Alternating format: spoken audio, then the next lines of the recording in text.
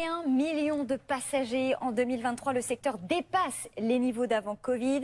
Un rebond qui évidemment pose question. Plus de passagers, ça veut dire plus de bateaux sur l'eau. Et ce n'est évidemment pas tout à fait neutre pour la planète. Julien Gall. Des îles flottantes de plus en plus convoitées. L'an dernier, le nombre de passagers embarquant à bord de croisières a dépassé son niveau d'avant Covid. 31,7 millions de clients. Un tourisme de masse avec une moyenne d'âge de plus en plus jeune, 47 ans, et qui voyagent davantage en famille. Pour atteindre une telle croissance, les croisiéristes développent depuis plusieurs années une offre adaptée à tous les niveaux de revenus.